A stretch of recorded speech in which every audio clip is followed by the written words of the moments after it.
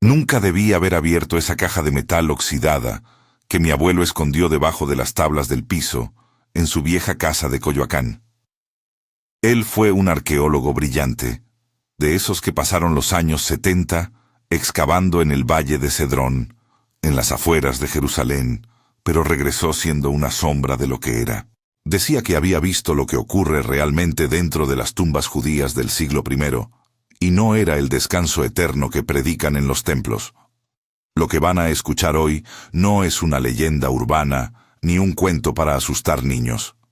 Es el testimonio de un hombre que perdió la razón al descubrir que la piedra que cerraba el sepulcro no estaba ahí para evitar que los ladrones entraran, sino para evitar que algo saliera.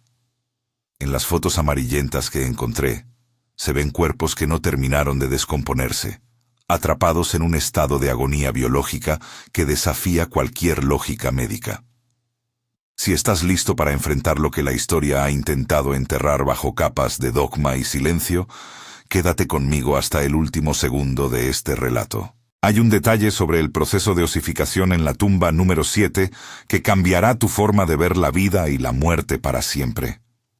Si sientes que tienes la fuerza para caminar por estos túneles prohibidos con nosotros, considera suscribirte. No se trata de seguir un canal, sino de formar parte de los pocos que se atreven a mirar hacia el abismo sin parpadear. Lo que mi abuelo escribió en la primera página de su diario todavía me quita el sueño. La carne recuerda lo que el alma intenta olvidar. Bienvenidos a la verdadera oscuridad de Tierra Santa, donde los muertos no siempre saben que lo están. Todavía despierto, empapado en sudor, sintiendo ese olor a aceite rancio y carne vieja que se quedó pegado en mi nariz desde 1978. Me llamo Mateo, y lo que voy a contarte no es una teoría de conspiración ni un cuento de campamento. Es la razón por la que nunca volví a pisar Tierra Santa. Todos tenemos esa imagen de las tumbas judías del siglo I como lugares solemnes, cuevas limpias talladas en la roca, donde los cuerpos descansaban en paz. Pero la realidad que la historia oficial te oculta es mucho más sucia, más visceral y, sobre todo, más aterradora. Lo que encontramos en aquella excavación clandestina cerca del valle de Hinnom rompió mi cordura. Si crees que la muerte en los tiempos de Jesús era solo un sueño profundo, estás muy equivocado. Quédate hasta el último segundo de este relato, porque la revelación final sobre lo que realmente hacían con los cuerpos que se negaban a morir te perseguirá en tus pesadillas. Si eres de los que no temen mirar al abismo y prefieren la crudeza de la verdad sobre la comodidad de la mentira, quédate en este canal. Este es el refugio de los que buscan lo que otros prefieren ignorar. Esa tarde, el sol se ocultaba tras las murallas de la ciudad vieja, tiñendo el cielo de un rojo que parecía sangre fresca. El profesor Abraham nos llevó hasta una ladera olvidada, lejos de las rutas turísticas. Yusef, nuestro guía local, se detuvo en seco y se negó a dar un paso más. Murmuraba oraciones en arameo, tocando un amuleto que colgaba de su cuello. Abraham solo se rió, pero yo pude ver el miedo real en los ojos del guía. Frente a nosotros, una piedra circular, una golel, estaba desencajada, dejando ver una grieta negra. No era una tumba de lujo, era un osario colectivo que olía a algo que nunca debió ser perturbado. Al encender la primera linterna, el haz de luz cortó una neblina densa que flotaba a ras de suelo. Lo primero que escuché no fue el silencio de la tumba, sino un crujido metálico, como si alguien estuviera arrastrando algo pesado en el fondo de la cámara. El diario de mi abuelo, fechado en el invierno de 1974, describía con una precisión quirúrgica el olor de las cámaras funerarias de la época del Segundo Templo. No era simplemente el hedor de la putrefacción que uno esperaría. Era una mezcla rancia de mirra, especias amargas y algo que él llamaba el aroma del miedo mineralizado. En las excavaciones cerca de la puerta de Jaffa, se topó con una tumba que no figuraba en los mapas oficiales. Al mover la pesada piedra circular de cierre, una golel que pesaba casi 1 tonelada, el aire que escapó del interior no fue un suspiro, sino un lamento físico que le heló la sangre. Según sus notas, las tumbas judías de aquel entonces no eran lugares de reposo, sino laboratorios de una transformación aterradora. La costumbre dictaba que el cuerpo se dejaba en un nicho, un coc, tallado directamente en la roca viva. Allí debía permanecer 1 año entero, hasta que la carne se desprendiera de los huesos, para luego recoger los restos y depositarlos en una pequeña caja de piedra llamada osario. Pero mi abuelo encontró algo que la arqueología convencional prefiere ignorar: marcas de uñas en el interior de las losas de sellado. No eran rasguños superficiales, eran surcos profundos, tallados por dedos desesperados que habían recuperado la conciencia en la oscuridad absoluta, rodeados por el sudario y el silencio asfixiante de la piedra. El ritual de la segunda sepultura no era solo una tradición religiosa, era un mecanismo de verificación. Tenían que asegurarse de que, después de 12 meses, lo que quedara ahí dentro fuera solo calcio y no algo que aún reclamara el derecho a respirar. Él escribió, con una letra que se volvía errática al final de la página: el problema no es que los muertos vuelvan a la vida, el problema es que, en este suelo sagrado, la muerte se niega a llevarse lo que le pertenece. El tercer día de lectura del diario fue el más difícil. Mi abuelo mencionaba una cámara subterránea que no figuraba en ningún registro, una cavidad oculta detrás de un muro de piedra caliza que parecía haber sido sellado con una prisa desesperada. En sus notas, describía cómo las familias de la época de Jesús visitaban la tumba durante los primeros 3 días después del entierro. Oficialmente, lo hacían para llorar, pero la realidad que él descubrió en aquellos manuscritos prohibidos era mucho más siniestra. Iban a escuchar. Iban a pegar la oreja a la piedra fría para asegurarse de que no hubiera golpes desde el interior. En aquel entonces, las enfermedades catalépticas y los estados de coma profundo se confundían con la muerte con una frecuencia aterradora, y no era raro que alguien despertara en la oscuridad total, envuelto en vendas, impregnadas de resinas pegajosas que se endurecían como el cemento. Mi abuelo encontró un osario, una de esas cajas de piedra donde guardaban los huesos, que tenía algo que lo dejó marcado de por vida. Al abrir la tapa, no halló un esqueleto limpio y seco. Encontró un cráneo con restos de piel apergaminada y, lo más perturbador, mechones de cabello humano que se habían enredado en las grietas de la caja, como si el cuerpo se hubiera agitado violentamente antes de exhalar su último aliento real. Si alguna vez has sentido que el aire se vuelve pesado en un lugar antiguo, como si el pasado te estuviera respirando en la nuca, escribe la palabra sombra en los comentarios. Me ayuda a saber que no soy el único que siente este escalofrío al desenterrar estas verdades. No eran solo huesos lo que mi abuelo veía, era el testimonio físico de una agonía prolongada. En el diario, una frase subrayada en rojo destaca sobre las demás. La piedra no es para los muertos, es para los que se quedan afuera, para que no tengan que escuchar los gritos de los que aún no se han ido. El profesor Abraham no se inmutó, pero yo sentí cómo el vello de mis brazos se erizaba ante ese raspado metálico. En el Jerusalén del siglo I, la muerte no era un evento instantáneo, sino un proceso jurídico y espiritual.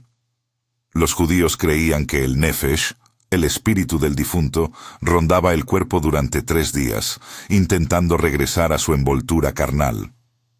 Por eso, las familias visitaban la tumba con frecuencia durante ese periodo.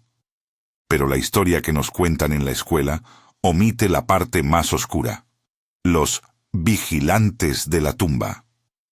Eran hombres pagados para escuchar el silencio, para detectar cualquier gemido o golpe que indicara que la muerte no había reclamado su premio por completo. Si estás escuchando esto y sientes un escalofrío al pensar en la oscuridad absoluta, escribe la palabra silencio. en los comentarios. Quiero saber quiénes de ustedes entienden el peso de este miedo. Nos adentramos más en la cámara, donde el techo descendía tanto que debíamos caminar encorvados.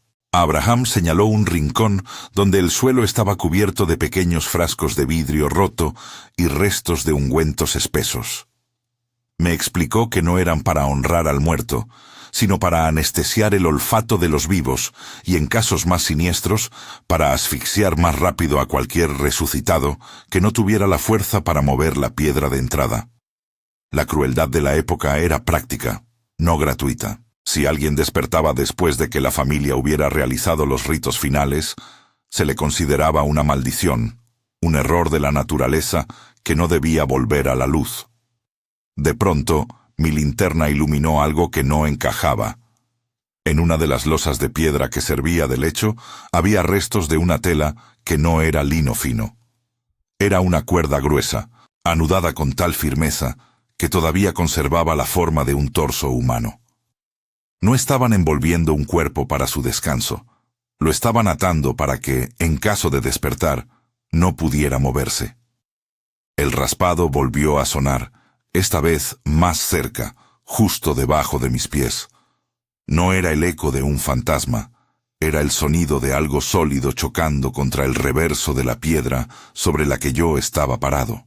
La tierra tembló levemente, y un susurro ronco, como una garganta llena de arena, escapó de una de las grietas. Todavía no. Aquel registro del 14 de marzo es el que más me revuelve el estómago. Mi abuelo describió con un detalle casi obsesivo la disposición de los loculi, esos estantes de piedra donde los cuerpos eran depositados sin más protección que un lienzo de lino. Pero lo que realmente le perturbaba no era la vista, sino la física del lugar. Estas tumbas, excavadas en la roca caliza, mantenían una temperatura constante, una especie de refrigeración natural que ralentizaba la descomposición de una manera grotesca. La carne no se deshacía rápidamente, se transformaba en una sustancia cerosa, algo que la ciencia llama adipocira. Los cuerpos se convertían en muñecos de jabón humano, conservando sus rasgos faciales, sus expresiones de dolor y, en algunos casos, los ojos abiertos, velados por una película blanquecina. En una de las cámaras más profundas, mi abuelo encontró un sudario, el paño que cubría el rostro, que estaba pegado a la piel de la víctima. Al intentar retirarlo para catalogar el cráneo, se dio cuenta de que el tejido no estaba adherido por la humedad del suelo, sino por algo que parecía saliva seca y sangre vieja. El individuo había intentado masticar el lino. La imagen es insoportable, despertar en una oscuridad tan densa que se siente como un peso sobre el pecho, con las manos atadas por vendas de especias y la boca llena de tela, dándote cuenta de que el mundo de arriba ya te ha dado por muerto. Mi abuelo escribió que el olor a mirra y aloe, que debería ser sagrado, se convirtió para él en un disparador de pánico. Cada vez que pasaba cerca de una botica o una iglesia, el aroma le recordaba a esos hombres y mujeres enterrados vivos por error, cuyos cuerpos se negaban a rendirse ante la tierra. Si crees que esto es lo peor, espera a lo que descubrió en el nivel inferior de la excavación.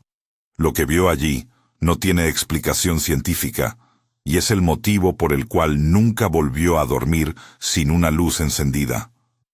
Me quedé petrificado, con el corazón martilleando contra mis costillas como si quisiera escapar de mi pecho.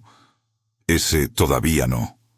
No fue producto de mi imaginación cargada de adrenalina.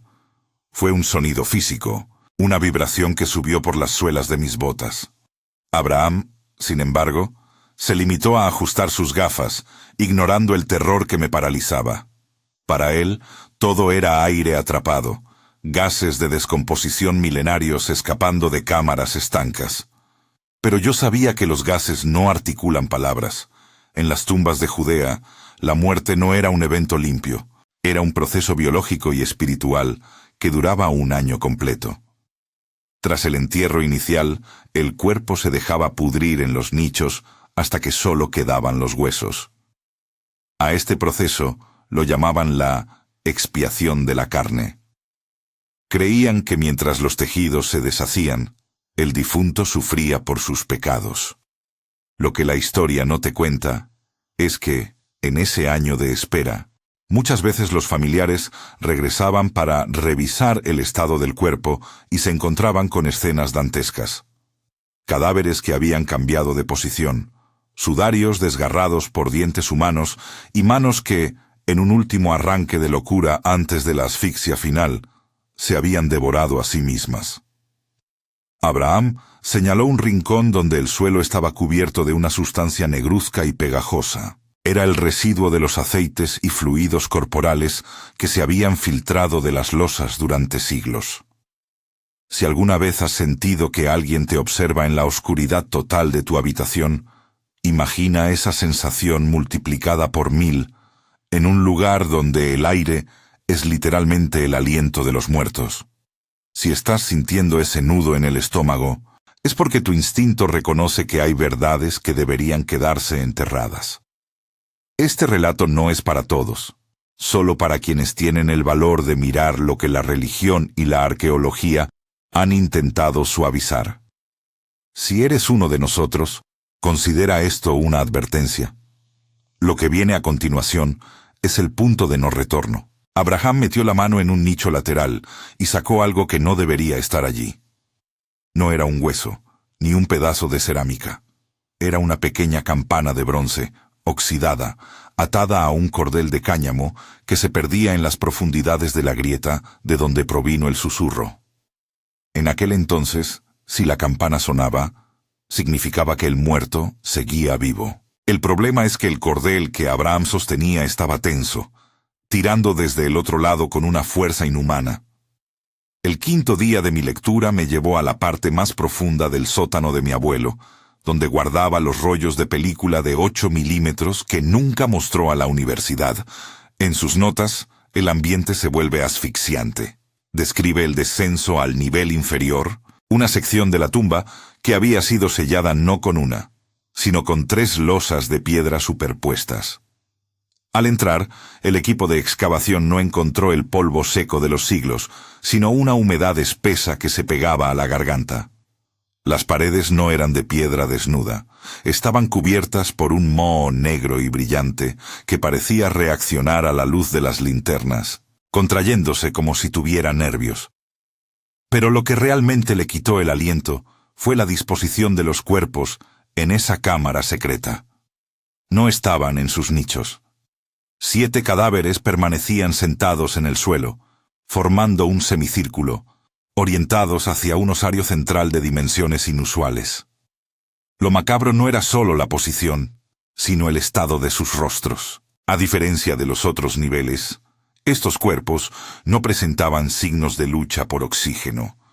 Sus mandíbulas habían sido cosidas con hilos de cobre, atravesando la carne y el hueso para asegurar que las bocas permanecieran cerradas para siempre.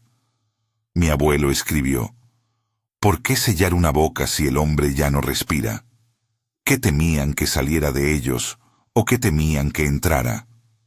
El cobre se había oxidado, dejando manchas verdes sobre la piel grisácea y endurecida, dándoles un aspecto de estatuas de pesadilla. Esta es la parte que la historia oficial borró de los libros. Se nos dice que los rituales judíos eran de una limpieza absoluta, pero aquí había evidencia de algo más oscuro, un miedo que trascendía la religión oficial. Si esto te está provocando esa sensación de inquietud en el pecho, es porque tu instinto reconoce la verdad. Quienes hicieron esto no estaban honrando a sus muertos, estaban cumpliendo una sentencia. Y lo que mi abuelo encontró dentro del osario central es el motivo por el cual esa excavación fue clausurada por el gobierno en menos de 24 horas. Solo les diré que no había huesos allí dentro, sino algo que todavía conservaba el calor. La cuerda de cáñamo se tensó tanto que cortó la yema de los dedos de Abraham. Él, en lugar de soltarla, se inclinó más, como hipnotizado por la resistencia del otro lado. El sonido de la campana de bronce no fue un tintineo alegre. Fue un tañido sordo, ahogado por la tierra, un grito de metal que parecía venir de las entrañas mismas del infierno. «Mateo, sostén la linterna», me ordenó con una voz que ya no era la suya, sino un susurro quebrado y carente de emoción. Yo no podía moverme. Mis pies estaban hundidos en ese polvo de huesos y sentía que el suelo mismo quería tragarme, como si la tumba tuviera hambre de algo fresco.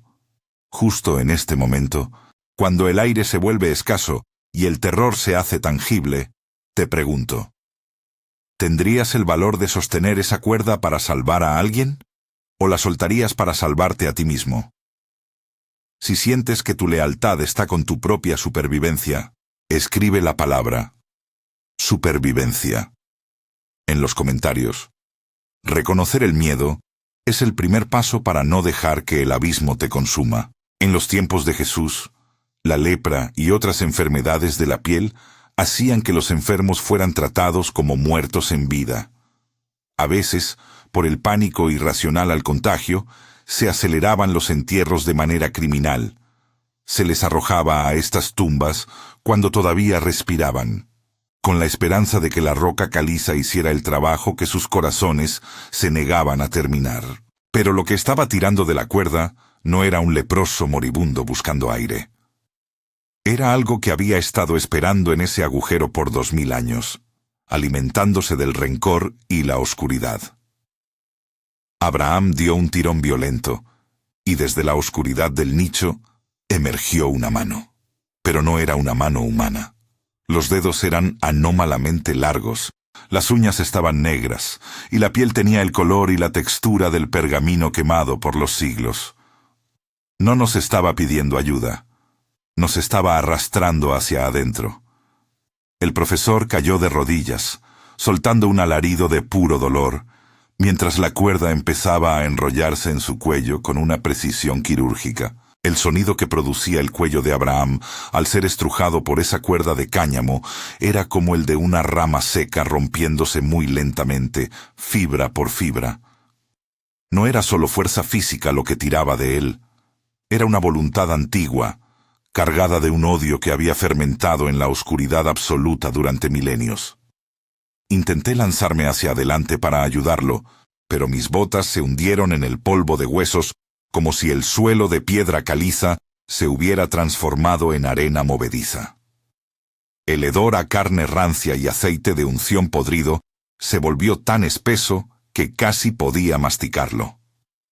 Abraham no gritaba.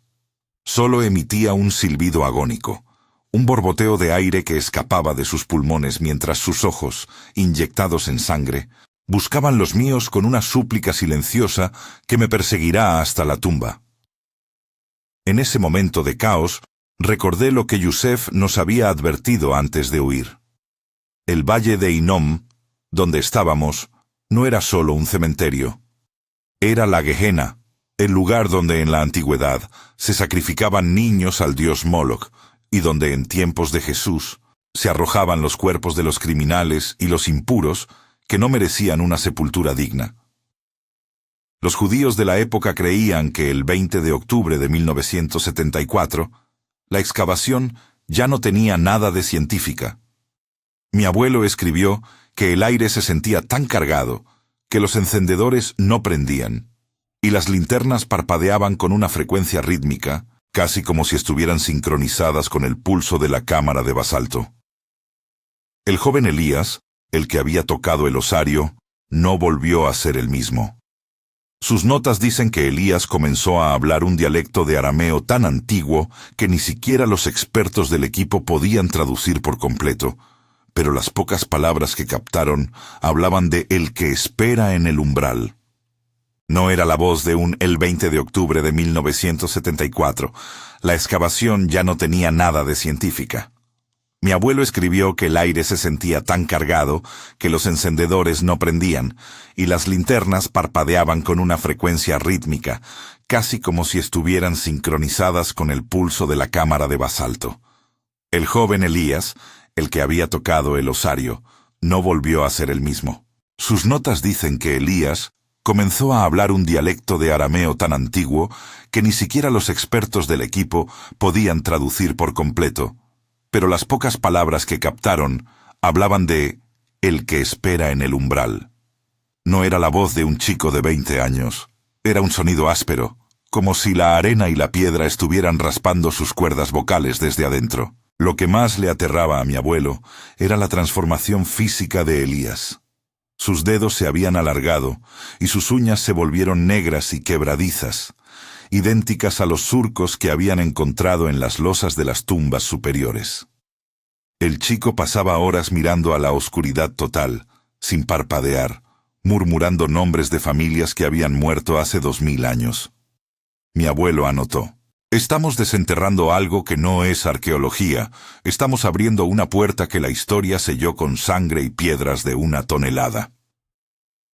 Se dieron cuenta de que las tumbas judías de ese periodo no solo eran receptáculos para los muertos, sino que algunas servían como cárceles para lo que ellos llamaban los nefesh, la parte del alma que se niega a abandonar el cuerpo y se aferra a la carne en descomposición. Si sientes que el aire en tu habitación se ha vuelto un poco más frío mientras escuchas esto, quédate cerca. Y si quieres seguir este camino de descubrimientos que nadie más se atreve a contar, considera suscribirte ahora. No es solo por el contenido, es para que no camines solo por estas sombras. Mi abuelo terminó esa página con una advertencia final. Si escuchas un golpe seco bajo tus pies, no preguntes quién es. Solo corre y reza para que la piedra sea lo suficientemente fuerte. El 25 de octubre, el aire dentro de la excavación se volvió irrespirable, pero no por la falta de oxígeno, sino por una vibración que hacía que los dientes dolieran. Mi abuelo notó que los hilos de cobre que sellaban las bocas de los 7 cuerpos sentados empezaron a emitir el 25 de octubre. El aire dentro de la excavación se volvió irrespirable, pero no por la falta de oxígeno, sino por una vibración que hacía que los dientes dolieran. Mi abuelo notó que los hilos de cobre que sellaban las bocas de los 7 cuerpos sentados empezaron a emitir un zumbido metálico, un sonido agudo que parecía una frecuencia de radio mal sintonizada. Elías, o lo que quedaba de él, se arrastró hasta el centro del círculo. Su piel se había tornado del color de la ceniza húmeda, y sus ojos ya no tenían pupilas. Eran 2 esferas de un blanco lechoso que parecían mirar hacia adentro, hacia un lugar que no pertenece a este mundo. Fue entonces cuando mi abuelo comprendió la macabra verdad que los sumos sacerdotes y las autoridades de la época habían intentado sepultar bajo toneladas de rituales purificadores. Aquellas tumbas no eran solo para los muertos comunes. Eran cámaras de contención para una mutación del alma que ellos llamaban la sombra de la carne. Si este relato está haciendo que el vello de tus brazos se erice, escribe la palabra sepulcro en los comentarios. Es nuestra forma de saber que estás aquí, resistiendo con nosotros la oscuridad de esta historia. Lo que mi abuelo descubrió en los márgenes de un texto apócrifo oculto en la misma tumba fue devastador. En tiempos de Jesús, se creía que si el cuerpo no se descomponía de forma natural en los primeros 3 días, el espíritu quedaba atrapado en un bucle de agonía eterna, alimentándose de la vitalidad de los vivos que se acercaran demasiado. Los hilos de cobre no eran un castigo, eran conductores. Estaban ahí para drenar la energía de esos cuerpos persistentes hacia el osario de basalto negro. Elías empezó a reír, pero el sonido no salía de su garganta, sino que parecía brotar de las paredes de piedra. «Él ya viene», susurró el chico con una voz que sonaba como 1000 hojas secas, rompiéndose al mismo tiempo. Mi abuelo supo en ese instante que no estaban en una tumba, sino en un nido que estaba a punto de eclosionar después de 2000 años de hambre. El silencio que siguió a la desaparición de Abraham fue sepulcral, pero no estaba vacío. Se sentía cargado, eléctrico, como el aire antes de una tormenta de arena en el desierto. El sonido de masticación que venía del nicho era húmedo y rítmico. El crujido del cartílago y el chapoteo de fluidos me revolvieron el estómago. «Abraham», susurré, aunque sabía que el hombre que me había traído hasta aquí ya no existía. al menos no en la forma en que lo conocía. La arqueología nos miente presentándonos estas cuevas como monumentos a la fe o simples depósitos de restos antiguos. Pero la verdad que la historia ocultó es que estas tumbas eran laboratorios de desesperación. En el siglo I, la muerte no era un final, sino una transición física que a menudo fallaba, dejando a seres atrapados en un estado intermedio, ni vivos ni muertos, alimentándose de la poca energía que quedaba en la piedra caliza. Si tú también sientes que hay secretos que el mundo moderno no está listo para enfrentar, quédate conmigo. Este viaje al corazón de la Gehenna apenas comienza, y lo que descubrí después de que Abraham desapareció cambiará tu forma de ver la eternidad. Si este tipo de verdades crudas son las que buscas, considera este espacio como tu refugio. Aquí no suavizamos la realidad, la desenterramos. Intenté retroceder, buscando la salida de la cámara principal, pero mi linterna iluminó algo que me detuvo en seco. Los osarios de piedra, esas cajas donde se guardaban los huesos, estaban todos abiertos. Las tapas, que pesaban decenas de kilos, habían sido desplazadas desde adentro. No era un robo de tumbas. Los restos no se habían ido a ninguna parte. Estaban amontonados en el centro de la sala, formando una especie de altar grotesco hecho de fémures, cráneos y costillas que todavía tenían trozos de tendones resecos adheridos. Y en la cima de ese montón de huesos vi la linterna de Abraham. Seguía encendida, apuntando directamente hacia la entrada de la tumba. La enorme piedra circular, la golel, estaba empezando a rodar por su propio riel, cerrando el único orificio de salida. El sonido de la piedra rozando contra la roca madre era un grito de muerte que sellaba mi destino. El 27 de octubre, el diario se vuelve casi ilegible. Las manos de mi abuelo debían de estar temblando violentamente cuando apoyó la pluma sobre el papel. Describe cómo la tapa de basalto negro, que pesaba cientos de kilos, empezó a deslizarse por sí sola, sin que nadie la tocara. El sonido fue un chirrido seco, un lamento mineral que parecía rasgar el aire mismo de la cámara.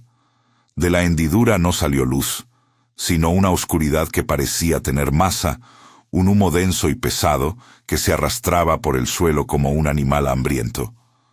Elías, o lo que quedaba de él, se postró frente al osario con la frente pegada a la roca fría y empezó a llorar lágrimas que no eran de agua, sino de un aceite negro y viscoso que olía a incienso podrido y a carne quemada. Mi abuelo escribió que en ese momento recordó un pasaje borrado de los textos de los esenios. Cuidado con aquellos que no mueren del todo, pues su hambre es más antigua que el templo. La historia oficial nos vende la idea de que la resurrección era la máxima esperanza de aquel tiempo, pero para quienes construyeron estas tumbas secretas, la idea de que un cuerpo se levantara después del tercer día era el terror más absoluto. Era una aberración de la naturaleza que debía ser contenida a toda costa, una anomalía que los sumos sacerdotes ocultaban bajo capas de rituales y piedras de sellado.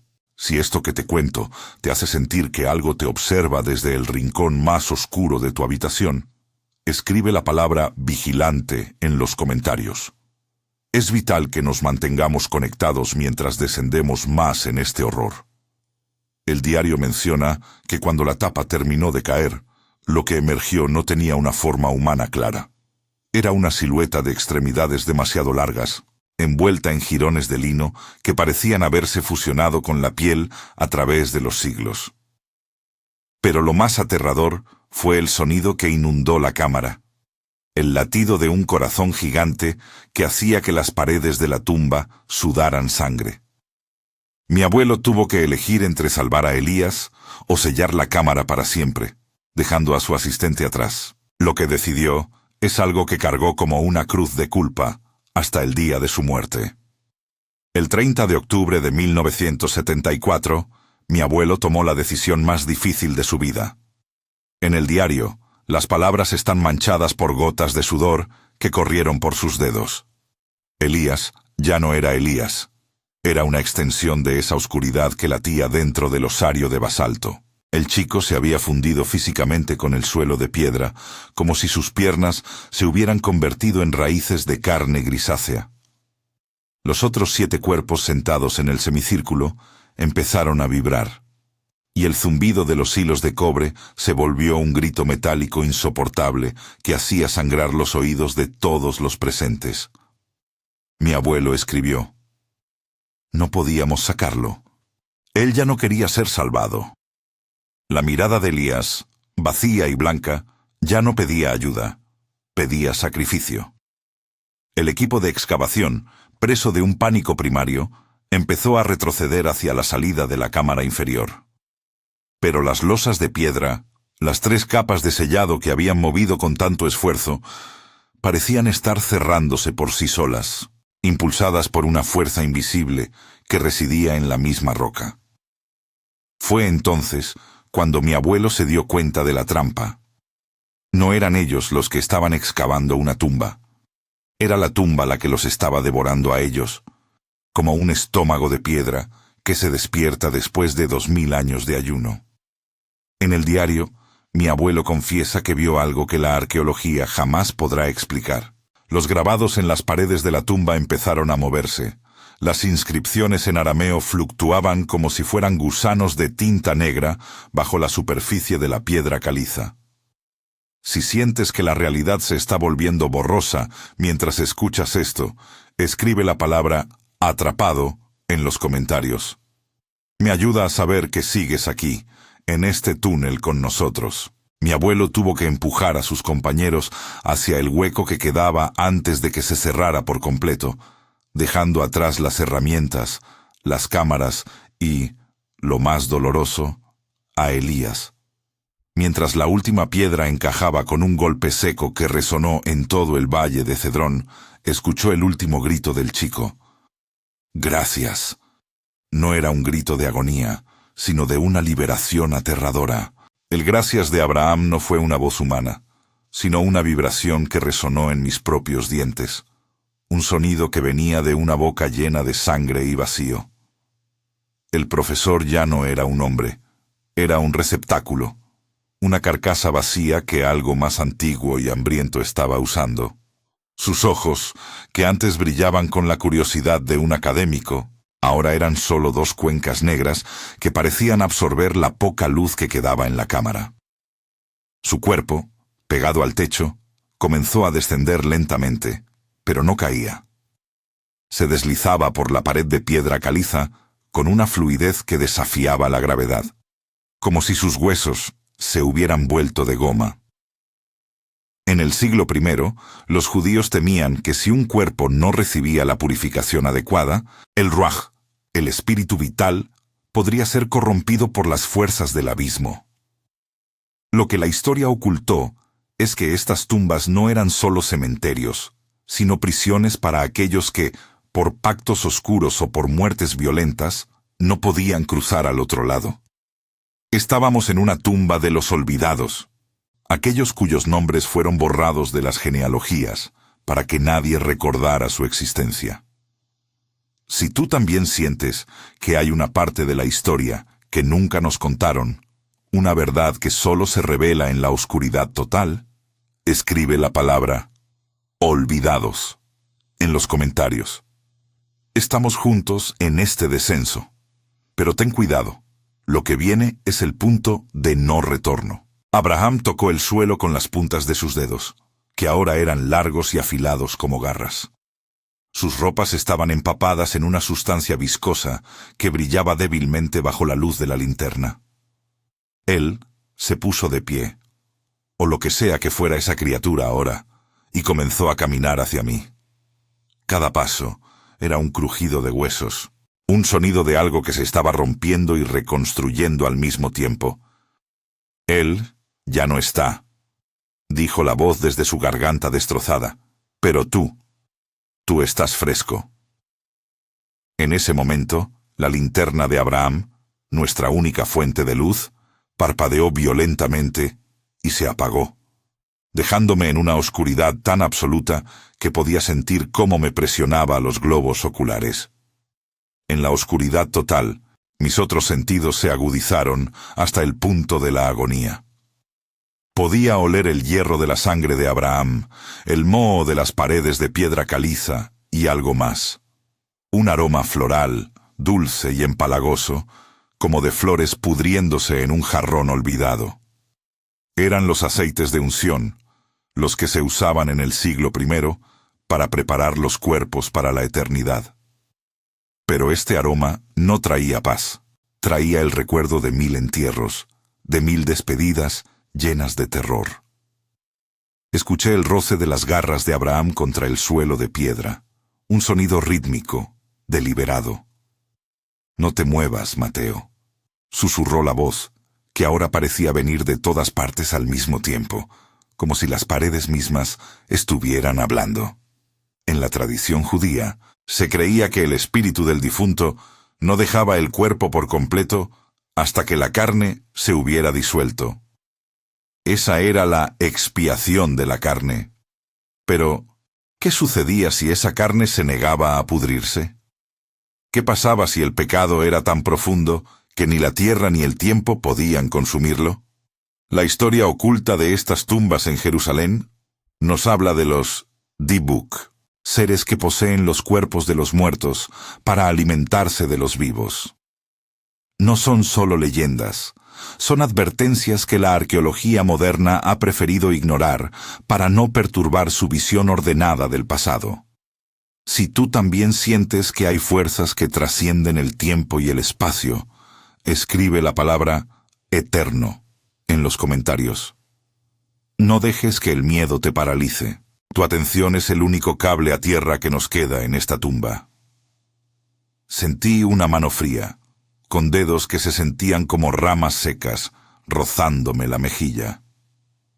El contacto fue leve, pero me dejó una sensación de quemadura helada que me recorrió toda la columna vertebral.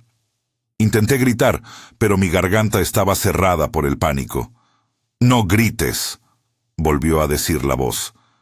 «Solo los vivos gritan. Pronto serás como nosotros, un eco de lo que fuiste, una sombra en la piedra». En ese momento, recordé que todavía tenía la pequeña campana de sangre en mi bolsillo. Mis dedos, temblando incontrolablemente, la buscaron.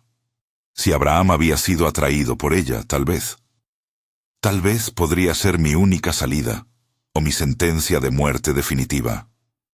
Mis dedos se cerraron sobre la campana de bronce, que ahora se sentía caliente, casi hirviendo. En la oscuridad total de la tumba de Judea, el tiempo parece estirarse como una liga a punto de romperse. La mano de Abraham, o lo que fuera esa garra de cuero y hueso, se apartó de mi mejilla con un siseo de disgusto. «La campana», susurró la voz, que ahora sonaba como 1000 lenguas lamiendo una herida abierta. «No la toques, Mateo. Es el sonido de los que no pueden dormir. Es el sonido de la gehenna». Pero yo no tenía otra opción.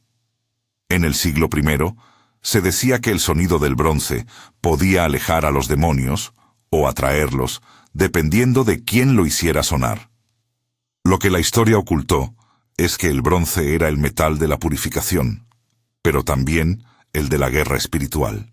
Si estás sintiendo que este relato te está arrastrando a un lugar del que no puedes escapar, escribe la palabra salida en los comentarios.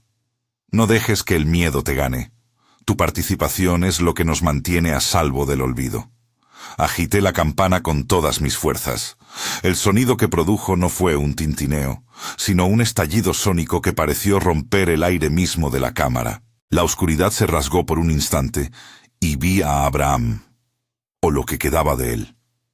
Estaba agazapado en un rincón, con la espalda arqueada y la cabeza girada 180 grados, mirándome con ojos que ahora brillaban con una luz amarillenta y enferma. Sus manos, antes humanas, ahora tenían dedos de una longitud imposible, clavados profundamente en la roca caliza. El sonido de la campana lo hizo retroceder. emitiendo un chillido agudo que me desgarró los tímpanos. ¡No!, gritó la criatura. «El ciclo no puede romperse. Alguien tiene que quedarse para que los otros puedan salir». En ese momento, las paredes de la tumba comenzaron a vibrar, y el altar de huesos en el centro de la sala se derrumbó, revelando un túnel que descendía aún más profundamente en la tierra. Un túnel que no estaba en los planos arqueológicos y que exhalaba un aire que olía a azufre y a carne quemada por el tiempo. El aire que soplaba desde ese túnel recién descubierto era caliente, denso y cargado de una humedad que se sentía como el aliento de un animal moribundo. Era una exhalación de la tierra misma, un suspiro de los que mueren en silencio. Abraham, o lo que quedaba de él, se detuvo, con la cabeza gacha y los hombros encogidos, como si el sonido de la campana lo hubiera encogido. Pero su risita volvió a sonar, esta vez más baja, más íntima. «Ese es el camino que la historia ocultó», dijo la voz, que ahora sonaba como el crujir de las hojas secas en el otoño. «El camino a la Gehenna, el lugar de los que no fueron perdonados. No es una metáfora, Mateo. Es un lugar real, y tú estás a punto de entrar en él». En el Jerusalén del siglo I, se decía que el valle de Hinnom era un portal al inframundo, un lugar donde los fuegos nunca se apagaban y los gusanos nunca morían. Pero lo que la historia no te cuenta es que esos fuegos no eran físicos. Eran fuegos internos, fuegos de remordimiento y odio que consumían el alma desde adentro. Y el túnel que tenía ante mí era el conducto para que ese odio se alimentara de la luz de los vivos. Si tú también sientes que hay lugares en la tierra que nunca deberían ser abiertos, escribe la palabra túnel en los comentarios. No dejes que la curiosidad te gane. A veces, la ignorancia es el único escudo que tenemos contra el horror. Me acerqué al borde del túnel, con la campana de sangre todavía en la mano, y la luz de mi linterna, que milagrosamente volvió a encenderse, iluminó lo que había en el fondo. No era un pozo sin fondo, era una escalera de caracol tallada en la roca viva, con peldaños tan estrechos que apenas cabía un pie. Y lo más aterrador no fue la escalera, sino lo que estaba grabado en las paredes del túnel. Miles, tal vez millones de nombres escritos en arameo antiguo, griego y latín. Nombres de personas que habían muerto en Jerusalén durante siglos, nombres que habían sido borrados de la historia oficial. Y en el último peldaño, grabado con una claridad que me hizo caer de rodillas, estaba mi propio nombre, Mateo. Al ver mi propio nombre grabado en la piedra de aquel túnel milenario, sentí que la realidad se desmoronaba bajo mis pies. No era una coincidencia, ni una broma cruel de Abraham. El grabado tenía la pátina de los siglos, como si hubiera estado allí esperando por mí desde antes de que naciera. El frío que emanaba de la roca caliza se volvió un calor sofocante, un fuego seco que me quemaba las entrañas. Abraham, o lo que quedaba de él, se rió roncamente. «La historia no es un libro cerrado, Mateo», dijo la voz. «Es un ciclo que se repite. Y tú eres el próximo en el ciclo del olvido». En el siglo I, se decía que las almas estaban atadas a sus cuerpos por hilos de luz invisibles, hilos que solo se cortaban en el momento de la verdadera paz. Pero lo que la historia ocultó es que esos hilos a menudo se enredan y se pudren, atrapando a las almas en un bucle eterno de sufrimiento. Y en esa tumba de Judea, en el corazón de la Gehenna, esos hilos se habían vuelto cadenas de hierro que nos mantenían prisioneros de nuestra propia oscuridad. Si este relato te ha hecho dudar de la solidez de tu propio nombre y de tu lugar en el tiempo, escribe la palabra identidad en los comentarios. No dejes que el miedo te borre. Tu presencia es el único ancla que tenemos en este mar de sombras. Me asomé al túnel de nuevo, con la campana de sangre en la mano, y vi una sombra que se movía en el fondo de la escalera. No era Abraham, ni una criatura de pesadilla. Era una mujer, vestida con un sudario de lino blanco desgarrado y manchado de tierra roja. Su rostro estaba cubierto por un velo, pero sus ojos brillaban con una luz que no era de este mundo, una luz de estrellas muertas.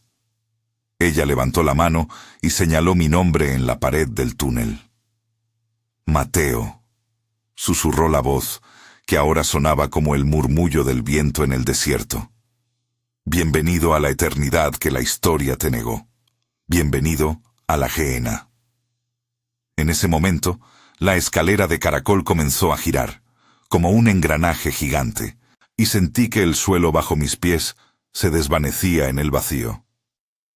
El 20 de noviembre, el diario de mi abuelo ya no parece un registro arqueológico. Parece el testamento de un hombre que se está transformando en una estatua de carne. Describe cómo sus sueños se poblaron de visiones de una Jerusalén que no existe en los libros de historia. Una ciudad construida con los huesos de los desahuciados, donde el templo era una jaula de oro para un nefesh que ya no cabía en este mundo. Mi abuelo escribió que en una de sus visiones, el joven Elías se le apareció en su habitación de hotel.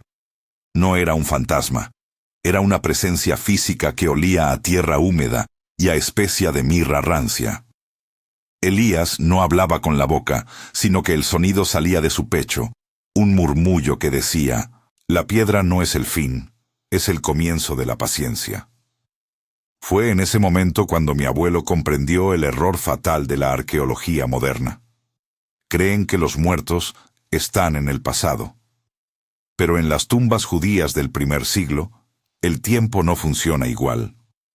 La roca caliza actúa como un condensador de voluntad, preservando no solo el cuerpo, sino la desesperación del último aliento. Mi abuelo anotó que si alguien moría con un rencor profundo, con una deuda de alma sin saldar, o con el terror del entierro prematuro, esa energía se cristalizaba en la piedra, creando un lugar de poder que atraía a los vivos para drenarles la vitalidad. Si alguna vez has sentido un escalofrío repentino al entrar en una iglesia antigua o en un lugar con mucha piedra, escribe la palabra resonancia en los comentarios. Es tu cuerpo detectando esa voluntad petrificada que todavía intenta alimentarse de tu calor. Mi abuelo terminó esa página con una confesión que me heló la sangre. He traído un fragmento del osario de basalto negro conmigo a México. Lo tengo enterrado bajo mis pies, para que la sombra no se disperse. Pero me temo que al hacerlo, he convertido mi casa en una extensión de la tumba. Si estás leyendo esto, ya eres parte del círculo.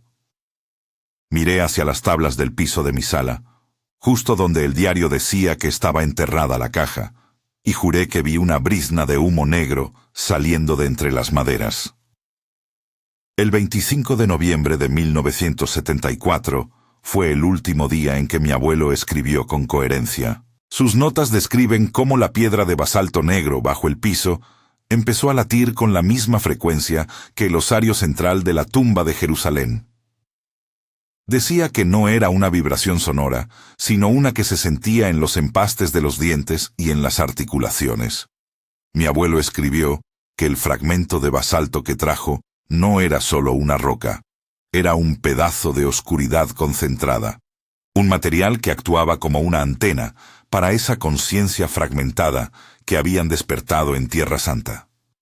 En esa página, el diario se vuelve más oscuro emocionalmente. Mi abuelo menciona que empezó a sentir una rabia irracional, un rencor profundo hacia todo lo vivo que le rodeaba, como si la sombra estuviera desplazando su propia alma. Escribió: el odio es el mejor conductor para el nefesh.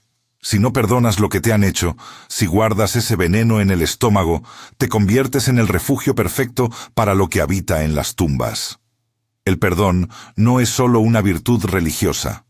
En la arqueología del alma, el perdón es el único antídoto contra la petrificación. Si sientes que el rencor por algo que te hicieron hace años todavía te quema por dentro, escribe la palabra libro en los comentarios. Es un recordatorio de que ese peso que llevas no es solo tuyo. Es el mismo que ancló a esos cuerpos en la tumba número 7 durante 2 milenios. Mi abuelo dejó una advertencia final en ese párrafo. Si no sueltas lo que te corroe, la piedra lo hará por ti. Empecé a sentir un dolor punzante en el pecho, justo donde él decía que el nefesh se aferra con más fuerza. Miré de nuevo hacia el piso de mi casa y noté que las tablas estaban empezando a curvarse hacia arriba, como si algo desde abajo estuviera empujando con una fuerza lenta pero implacable. El olor a mirra y a sangre vieja ya no venía solo del diario, estaba inundando toda mi habitación. El 28 de noviembre, las anotaciones de mi abuelo eran solo una serie de trazos verticales, miles de ellos, como si estuviera contando los días o las respiraciones que le quedaban antes de que la piedra lo consumiera. Escribió una última frase coherente que me hizo soltar el diario. La tumba no es una construcción, es una arquitectura del alma. Decía que el interior de las tumbas judías no era macabro por lo que había adentro, sino por lo que representaba para quienes las construyeron. Sabían que el cuerpo es un recipiente que no siempre se vacía por completo al morir. Mi abuelo describió cómo en la antigüedad, si un cuerpo no se descomponía después de un año, se llamaba a los purificadores de la sombra, hombres que no usaban oraciones, sino instrumentos de cobre caliente para quemar la carne persistente de la roca. Lo que la historia ocultó es que estas tumbas eran en realidad hornos de purificación que fallaron en el caso de la tumba número 7.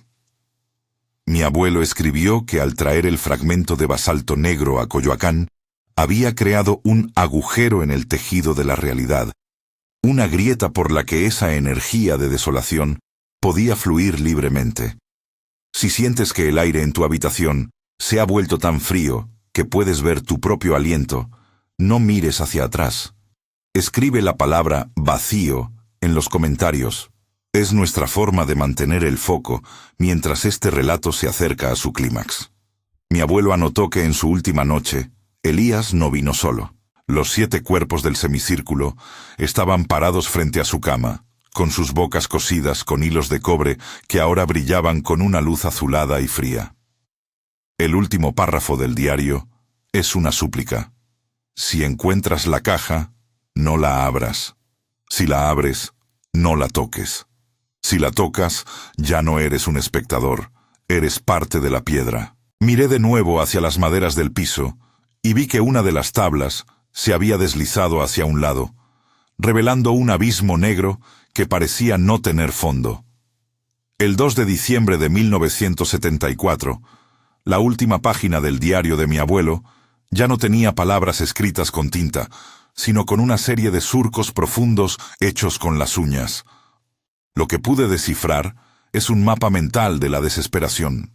Decía que el nefesh no busca el cielo ni el infierno. Busca el peso. Busca la densidad de la tierra para no disolverse en el olvido. Mi abuelo escribió que al morir, si algo de nosotros se niega a partir, se convierte en esa sombra de la carne que late en el basalto negro. En ese momento, sentí que las tablas de mi piso no solo se movían, sino que el suelo de mi departamento en Coyoacán estaba empezando a transformarse en roca caliza húmeda. El olor a mirra podrida se volvió tan fuerte que me hizo toser, y cada vez que lo hacía, sentía un sabor metálico a cobre en mi lengua. Mi abuelo anotó que en su visión final, Elías le mostró lo que había dentro del osario central de basalto negro en Jerusalén. No era un monstruo, era una amálgama de miles de almas que no perdonaron, que no soltaron, que se aferraron a su dolor hasta que se convirtieron en un solo pulso de odio mineralizado. Si sientes que tu pecho está pesado mientras escuchas esto, escribe la palabra peso en los comentarios. Es el síntoma de que la historia está encontrando un lugar donde anclarse en tu propia conciencia. Mi abuelo dejó una instrucción final que me heló el alma. La única forma de sellar la tumba es perdonar lo imperdonable, incluso a ti mismo por haber abierto esta puerta. Miré hacia el abismo que se abría bajo mis pies y vi un brillo metálico, el destello de los hilos de cobre que estaban empezando a brotar de las grietas de la madera, como si la casa misma estuviera intentando coser sus propias heridas. El 5 de diciembre de 1974, mi abuelo ya no estaba en este mundo, pero su diario continuaba escribiéndose solo. Al final de la última página, encontré una letra que no era la suya. Una caligrafía elegante pero antigua, grabada en el papel, como si hubiera sido quemada con un hierro ardiente. Decía: la tumba no es un lugar, es una ley. El que no perdona, se convierte en piedra. El que no olvida, se convierte en sombra. En ese momento, comprendí que la macabra verdad de las tumbas judías no era sobre la muerte física, sino sobre el estado de un alma que se niega a la transformación. Sentí que mis propios pies se estaban volviendo pesados, como si mis zapatos estuvieran pegados al suelo por una sustancia cerosa. El olor a mirra y a sangre vieja se intensificó, y por un segundo mi sala se desvaneció, reemplazada por las paredes de la cámara número 7 en Jerusalén. Vi los 7 cuerpos sentados en el semicírculo, y lo más aterrador fue que uno de ellos tenía el rostro de mi abuelo, con la boca cosida con hilos de cobre que brillaban con una intensidad febril. Elías, el joven asistente, estaba parado frente a él, sosteniendo una aguja de bronce y un rollo de hilo metálico, listo para terminar su trabajo. Si esto que te cuento te está quitando el sueño, escucha bien. No es solo una historia. Si sientes que el rencor o la culpa te están petrificando el corazón, escribe la palabra libro en los comentarios.